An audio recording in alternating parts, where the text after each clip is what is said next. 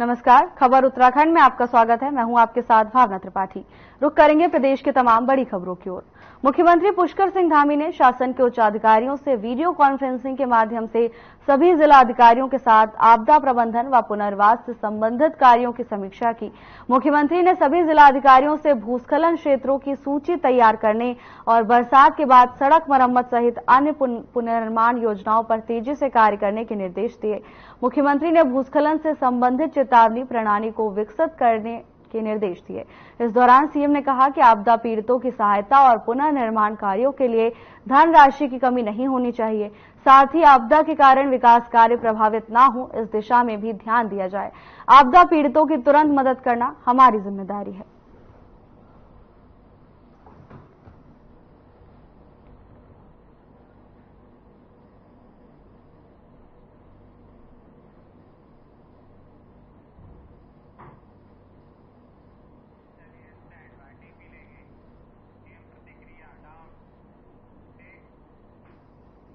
कोलकाता में हुए डॉक्टर के साथ रेप और मर्डर कांड में सियासी घमासान तेज हो गया है। राष्ट्रपति द्रौपदी मुर्मू ने भी पिछले दिनों इस मामले की निंदा की थी। अब इसे लेकर उत्तराखंड के सीएम पुष्कर सिंह धामी ने भी अपनी प्रतिक्रिया दी है। उन्होंने राज्य सरकार को जमकर लताड़ा है। सीएम धामी ने कहा, ये दुर्भाग्यपूर्ण है। राज्य सरकार को समय रहते कार्रवाई करनी चाहिए थी।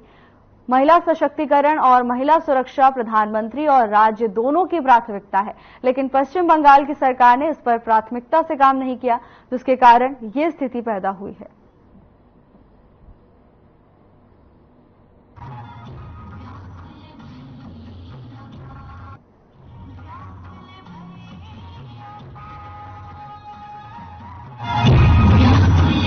भाग्यपूर्ण है, वहां की सरकार को समय रहते उचित कदम उठाने चाहिए थे और महिला शक्ति और महिला सशक्तिकरण, महिला सुरक्षा, ये हमारे प्रधानमंत्री जी का और हम लोगों का सभी का ये प्राथमिकता है और इसमें कहीं न कहीं उनके स्तर पर उतनी गंभीरता से उस पर काम नहीं किया गया।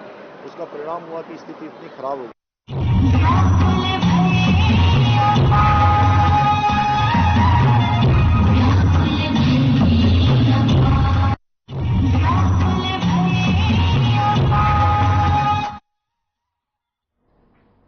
कांग्रेस के प्रदेश प्रवक्ता शीशपाल सिंह बिष्ट का बयान सामने आया है, जिसमें उन्होंने कहा कि राज्य में बढ़ते महिला अपराधों और कानून व्यवस्था को लेकर 31 अगस्त को कांग्रेस प्रदेश भर में ब्लॉक स्तर पर प्रदर्शन करेगी।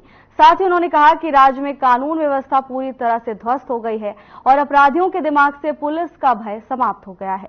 प्रदेश में महिलाओं के साथ दुष्कर्म और हत्या की वारदात बढ़ रही है। पार्टी ने इसके विरोध में प्रत्येक ब्लॉक में प्रदर्शन करने का निर्णय लिया है।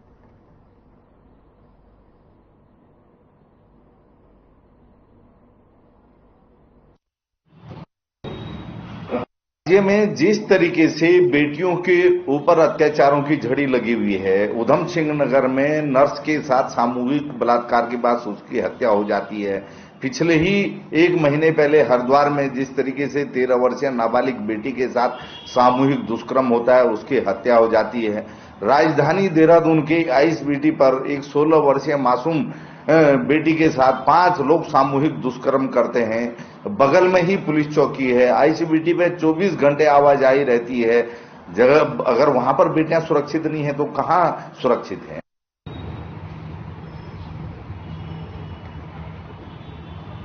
ये समय का कुछ पता नहीं होता है। बिल्कुल सर, बिल्कुल सर।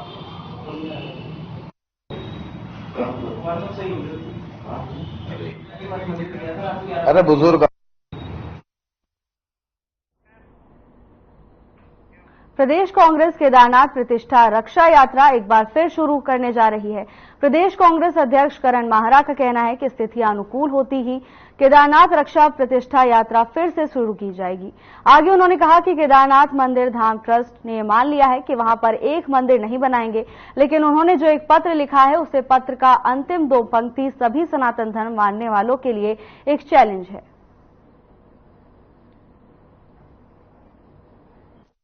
इसने तय की प्रतिष्ठा रक्षा यात्रा दोबारा शुरू होगी और प्रशासन से हम लोग टच में हैं। हम लोग लगातार उनसे बात कर रहे हैं कि केदारनाथ प्रतिष्ठा यात्रा जो है वो हम लाना चाहते हैं। वो अभी के वहां के हालातों को सही नहीं बता रहे हैं और उनका ये कहना है कि थोड़ा समय रुक जाइए, हम जैसे ही रास्ता बन जाएगा पैदल जाने का तब आइएगा।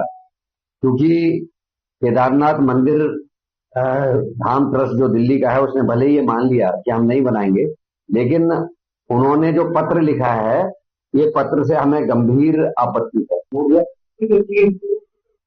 इसने तय किए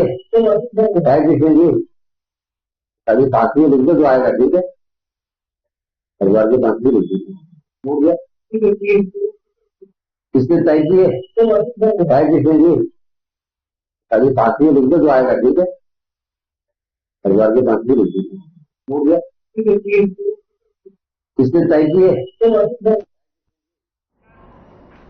गदरपुर के दिनेशपुर खुदीराम बोस मिनी स्टेडियम में स्वर्गीय गुरुपद विश्वास मेमोरियल अंतर्राष्ट्रीय फुटबॉल टूर्नामेंट में उत्तराखंड कालागढ़ की टीम ने दिल्ली की टीम को क्वार्टर फाइनल फुटबॉल मैच में 1 गोल से हराकर कालागढ़ की टीम सेमीफाइनल में पहुंची। दिनेशपुर के खुदीराम बोस मिनी स्टेडियम में अलग अलग राज्यों से 16 टीमों ने भाग लिया।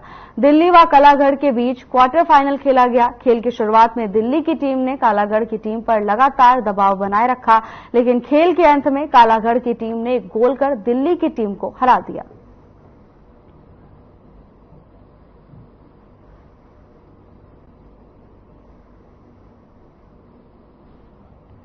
आप सभी के सहयोग से ही हमारा बहुत मजा आ रहा है। आज का मैच बहुत ही कंटिन्यू रहा, दोनों टीमें जबरदस्त है, बट दिल्ली की टीम जो है बहुत टफ खेल रही है और वो हार के खेल रही है।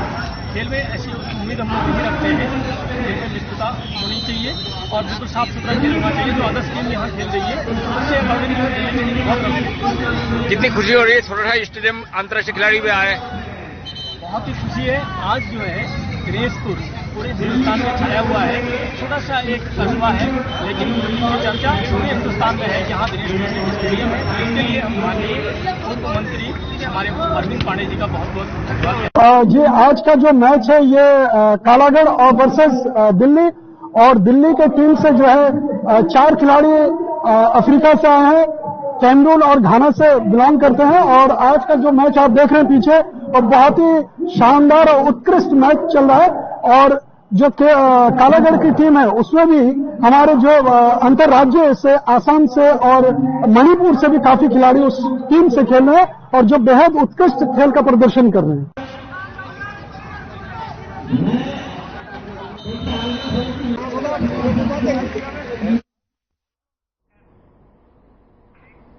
एक छोटे से ब्रेक के लिए रुकेंगे, जल्द हाजिर होंगे ब्रेक के बाद।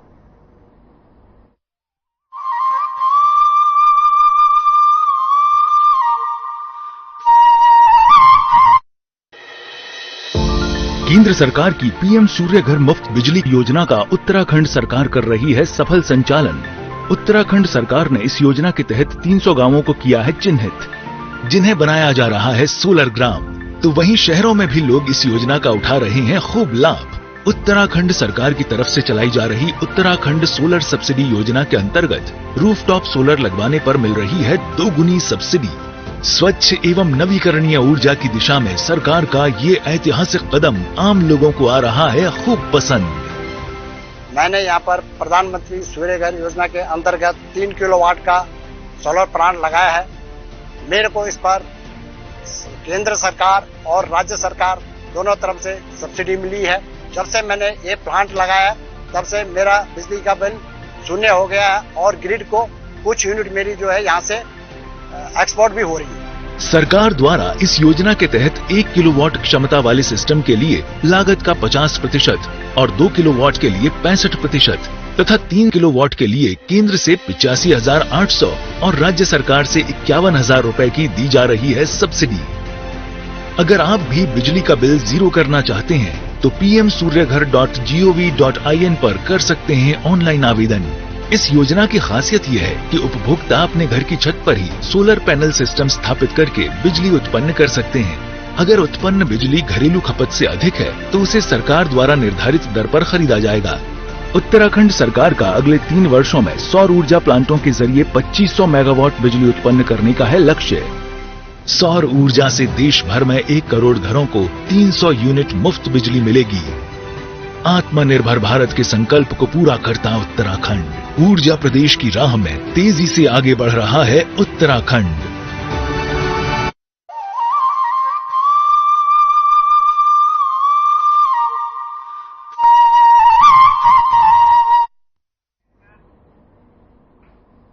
काशीपुर के थाना आईटीआई क्षेत्र में 2 दिन पहले हुई नगर के आवास विकास कॉलोनी निवासी शशांक डोबल की हत्या का पुलिस ने खुलासा किया और हत्यारे दीपक यादव शिखर सक्सेना को गिरफ्तार कर जेल की सलाखों के पीछे पहुंचा दिया है। आपको बता दें कि नगर के खड़गपुर देवीपुरा में पुलिस को पानी के ढेर में एक व्यक्ति का शव होने की सूचना मिली थी, जिसकी शिनाख्त मृतक के परिजनों ने करते हुए बताया कि मृतक शशांक डोबल पुत्र कृष्ण कुमार निवासी आवास विकास काशीपुर का है। परिजनों ने शशांक की हत्या का संदेह व्यक्त करते हुए तहरीर थाना आईटीआई को सौंपी, जिसके बाद पुलिस ने जांच पड़ताल करने के बाद जब खड़गपुर निवासी मृतक के दोस्त शिखर सक्सेना और दीपक से सख्ती से पूछताछ की तो उन्होंने जुर्म कबूल कर लिया और बताया कि मृतक उनका दोस्त था और वो साथ स्मैक का नशा किया करते थे, जिसके चलते मृतक उनका कुछ पैसों का कर्जदार बना हुआ था।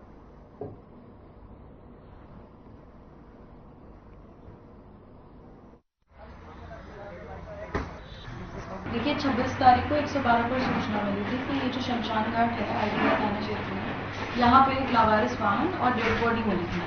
फिर 27 को जब बॉडी की शिनाख्त हुई, 27 को इसके फादर के लड़के के डिजीज है, उसका नाम है शशांक डोभाल। उसके फादर ने एक तहरीरी सूचना दी जिसमें अज्ञात लोगों के बारे में यह लिखा है कि कहीं ना कहीं कुछ लड़कों ने शायद मेरे बेटे को मार दिया है। पूरी इन्वेस्टिगेशन की गई, सीसीटीवी कैमरा खंगाले गए और जो लावारिस वाहन था उसमें पूरे स्ट्रगल के मार्क्स थे कि कहीं ना कहीं गाड़ी को जो था वो क्राइम सीन से हटाने की कोशिश की गई थी, बट क्योंकि वो हट नहीं पाई तो गाड़ी वहीं रह गई थी। तो फिर गाड़ी का आरसी, बाकी की सीसीटीवी कैमरे ये सब देखे तो ये पता चला कि जो गाड़ी थी वो इनमें से एक लड़का जो शिखर सक्सेना है उसके फादर के नाम पर पंजीकृत थी।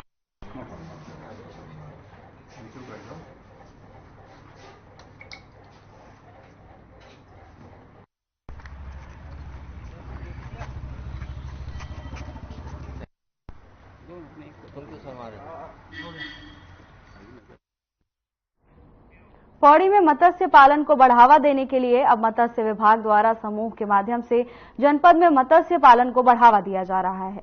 जिला मत्स्य अधिकारी अभिषेक मिश्रा ने बताया कि पहले देखा जाता था कि पहाड़ी काश्तकार मत्स्य पालन के लिए मिलने वाली सब्सिडी का लाभ नहीं उठा पा रहा था, क्योंकि 50 से 60% सब्सिडी के बावजूद 40% का योगदान उन्हें स्वयं वहन करना पड़ता था, जिसके लिए वो बैंक या अलग माध्यमों से ऋण लिया करते थे। मगर ये प्रक्रिया जटिल होने के कारण कई काश्तकार इस योजना का लाभ नहीं उठा पा रहे हैं। उन्होंने कहा कि एनसीडीसी के माध्यम से 11 लोगों के समूह को मत्स्य पालन से जोड़ने का प्रयास विभाग द्वारा किया जा रहा है। इसमें 60% सब्सिडी के बाद बाकी के अनुदान बीडीपी परियोजना के माध्यम से सीधे समूह के खाते में दिया जाएगा, जिसको 8 साल में वापस करने का प्रावधान किया गया है।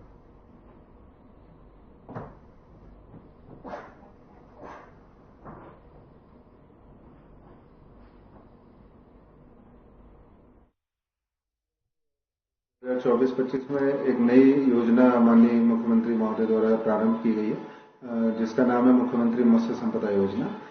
और खासकर मैं पौड़ी जनपद की बात करूं, जिसमें कि हमारे पास कुछ ब्लॉक ऐसे हैं जहां पे पानी की कमी है और कुछ ब्लॉक पानी की दृष्टि से अच्छे हैं, तो उसमें बायोफ्लॉक योजना एक संचालित की जा रही है।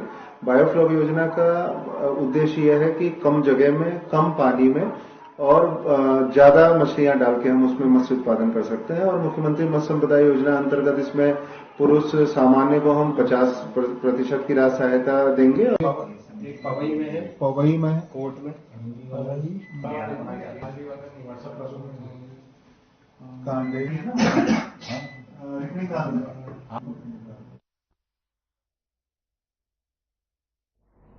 उत्तराखंड में देहरादून क्षेत्रीय पासपोर्ट कार्यालय, पासपोर्ट सेवा केंद्र समेत प्रदेश में 6 पोस्ट ऑफिस पासपोर्ट सेवा केंद्रों में पासपोर्ट से जुड़े काम नहीं होंगे। पासपोर्ट सेवा प्रोजेक्ट का डाटाबेस अपडेट होने के कारण क्षेत्रीय पासपोर्ट कार्यालय देहरादून की ओर से इस दिन के अपॉइंटमेंट की तारीखें आगे शिफ्ट की जाएंगी।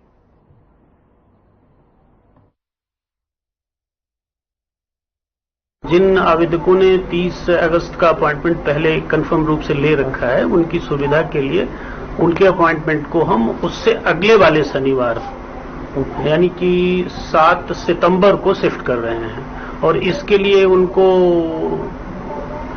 एसएमएस से सूचित भी किया जाएगा।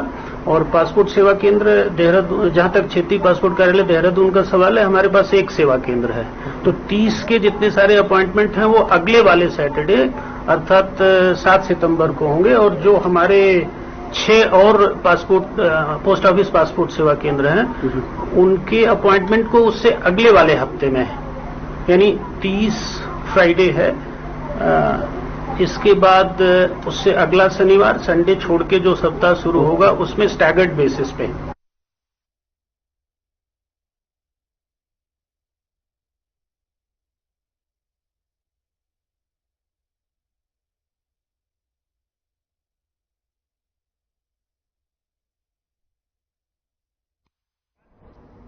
उत्तराखंड में पावर कॉर्पोरेशन ने प्रदेश में विद्युत उपभोक्ताओं के लिए नई पहल शुरू करते हुए रिचार्जेबल स्मार्ट मीटर लगाने की और कदम बढ़ाया है, जिसके तहत अल्मोड़ा में भी प्रीपेड और पोस्टपेड बिजली के मीटर लगाए जाएंगे और उपभोक्ता अपनी खपत के अनुसार रिचार्ज कर बिजली का उपयोग कर सकेंगे।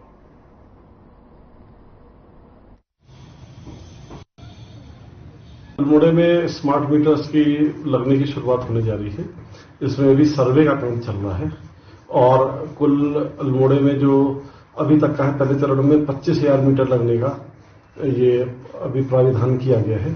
और उसमें सबसे पहले जो हमारे विभाग में जैसे बिजली घरों में जो मीटर है या जो ट्रांसफॉर्म मीटर है, पहले उसमें लगेंगे, तब उसके बाद सभी कॉमर्शियल में लगेंगे, फिर उसके बाद घरेलू में लगेंगे।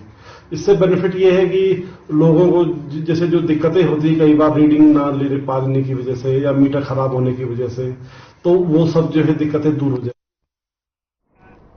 अल्मोड़ा जिले के विकास खंड स्लट में किसानों की खाता खतौनी में सुधारीकरण के लिए किसानों को बड़ी राहत मिलने जा रही है। तहसील प्रशासन ने तहसील मुख्यालय में 1 दिवसीय कैंप के द्वारा किसानों की खाता खतौनी में सुधारीकरण किया जाएगा।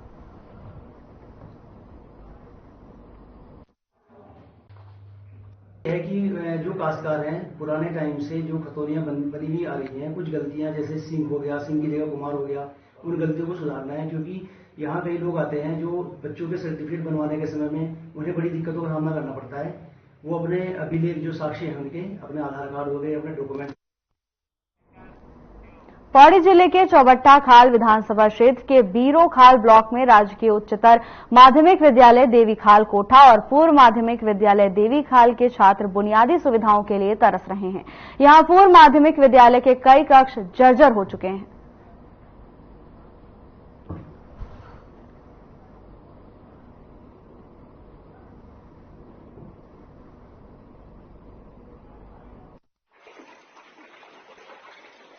सर, यहाँ टीचर अभी स्थानांतरण में यहाँ से 3 टीचर गए हैं, गणित विज्ञान और अंग्रेजी के। अब सर हम यहाँ 2 ही टीचर उपलब्ध हैं, हिंदी के टीचर और मैं सामाजिक विज्ञान की। और सर बहुत दिक्कत हो रही है गणित विज्ञान और अंग्रेजी के विषयों को कवर करने में। हमसे जितनी कोशिश हो रही है सर हम उतनी कर रहे हैं। छात्र संख्या भी यहाँ बहुत ज्यादा है, लेकिन हमारा यही आपसे निवेदन होगा कि अगर आपके माध्यम से प्रशासन के द्वारा अगर हमको गणित विज्ञान और अंग्रेजी का टीचर मिल जाए तो सर ये बच्चों की पढ़ाई की समस्या सुलझ। नमस्कार, मेरा नाम संदीप सिंह है, मैं कक्षा 10 में पढ़ता हूँ। मेरे विद्यालय का नाम राजकीय उच्चतर माध्यमिक विद्यालय देवीखाल कोटा है। मैं माननीय शिक्षा मंत्री श्री धन सिंह रावत जी से यह कहना चाहता हूँ कि हमारे विद्यालय में इंग्लिश गणित विज्ञान के टीचर नहीं है, जिस कारण हमें इस पढ़ाई में बहुत सारी दिक्कतें होती है तथा हमारे बोर्ड की परीक्षाएं नजदीक आने वाली है, जिस कारण धन सिंह रावत से हम ये कहना चाहते हैं कि हमारे यहाँ टीचरों की कमी हो रखी है, जिस कारण हमें पढ़ने में दिक्कत होती है। तो हमारे लिए टीचर भेजे जाए।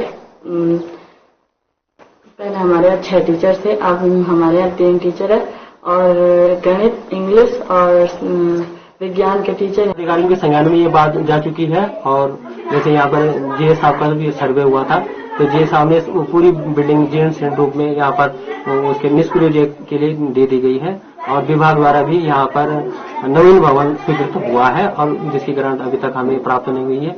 तो मैं विभाग से भी निवेदन करूंगा कि राजकीय पूर्व माध्यमिक विद्यालय देवीखाल कोठा हेतु बजट प्रेषित करने का कष्ट करें, जिससे कि छात्र छात्राओं को बैठने में या उनके उसमें व्यवस्था में व्यवधान उत्पन्न न हो। जिस प्रकार से आप देख रहे हैं कि यहाँ पर वर्षा का मौसम है। शिक्षकों के संबंध में इसलिए बोलना पड़ रहा है कि ये जो विभागीय स्थानांतरण ये तो लगा रहता है, होता रहता है, परंतु हमें हमारे यहाँ पे क्या होता है कि स्थानांतरण तो होता है लेकिन स्वतः ही यहाँ पर फिर टीचरों की नियुक्ति नहीं हो पाती है। इसके लिए हमें स्वयं ही संघर्ष करना पड़ता है। तो तभी हमें पौड़ी तक भी गए हैं हम इस विषय में। फिर यहाँ पे 4 नए शिक्षकों की नियुक्ति हुई। उसके बाद फिर ये दोबारा से 3 शिक्षक जो है उनका ट्रांसफर। हम क्षेत्र पंचायत के हिसाब से समय समय पे जो हमारे खंड शिक्षा अधिकारी हैं और जिला योजना की जब भी बैठक होती है वहां पे भी जिला स्तरीय अधिकारी के सामने हम लोग बहुत जोर शोर से इस मांगों को हमेशा रखते रहते हैं। इसमें कोई विडंबना, कोई संकोच भी नहीं होना चाहिए। और क्योंकि वो सब बैठकें ऑनलाइन बैठक होती है, फुटेज उसके सुरक्षित रखे जाते हैं। बार बार हम कहते हैं, लिखते भी हैं, सदन के माध्यम से भी बोलते हैं और सोशल। खबर कोटद्वार से है, जहां बीजेपी नेता पंडित राजेंद्र अंथवाल ने पिछले कुछ समय से बीजेपी के खिलाफ मोर्चा खोलने वाले पूर्व मुख्यमंत्री हरीश रावत को लेकर बयान दिया। उन्होंने कहा कि बढ़ती उम्र के बावजूद पूर्व मुख्यमंत्री हरीश रावत की सक्रियता की बीजेपी नेता भी दाद देते हैं।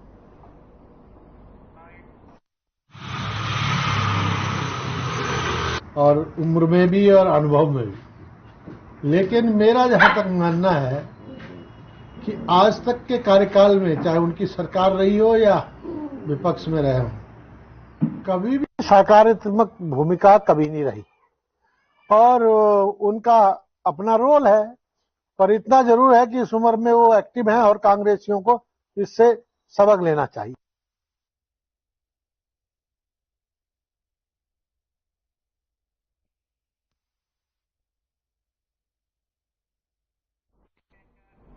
अल्मोड़ा जिले के विकासखंड सलट के मोहान मरचूला मोटरमार्ग पर पनियाला नाले उफान पर आने से कई वाहन नाले की चपेट में आ गए। नाले के उफान पर आने से कुमाऊं और गढ़वाल को जाने वाले यात्री और पर्यटकों को वाहन में बैठकर नाले के उफान कम होने का इंतजार करना पड़ा। इससे वाहनों की आवाजाही पूरी तरह से ठप हो गई। पूर्व जिला पंचायत सदस्य कांग्रेस वरिष्ठ नेता अर्जुन सिंह रावत ने कहा कि गढ़वाल कुमाऊं मंडल को जोड़ना वाला मोहान से मरचूला मोटरमार्ग पर सड़कों पर गड्ढे बने हुए हैं, जिस कारण छोटी गाड़ियां आने जाने में दिक्कत होती है। गढ़वाल को जोड़ने वाला हमारा ये मुख्य मार्ग मोहान से मरचूला, ये रोड में पूरे गड्ढे और यहाँ पे छोटी गाड़ियों का आना जाना, आपस में 2 छोटी गाड़ियाँ आपस में साइड नहीं दे पाती है। कई गाड़ियों के यहाँ पे चंदर फट चुके हैं, कई हादसे हो चुके हैं। और यहाँ पे पनियाली नाला है, यहाँ पे कई हादसे हो गए, कई लोगों की यहाँ पे जान चली गई। और हमी सरकार खाली हवाबाजी में गड्ढा मुक्त बना रहे हैं और यहाँ पे कोई लोक निर्माण विभाग अभी सोया हुआ। पौड़ी जिले के यमकेश्वर विधानसभा क्षेत्र विकासखंड द्वारीखाल के अंतर्गत सरस्वती विद्या मंदिर चैलू सैंड में भारतीय जनता पार्टी के सदस्यता अभियान कार्यक्रम की बैठक का आयोजन किया गया। बैठक मंडल अध्यक्ष सुखपाल सिंह नेदी की अध्यक्षता में संपन्न हुई।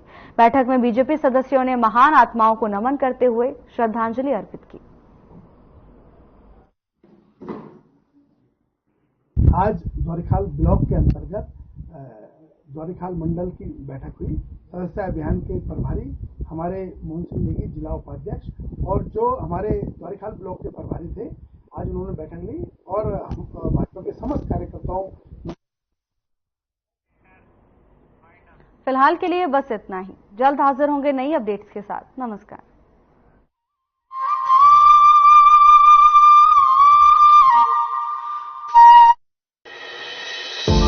केंद्र सरकार की पीएम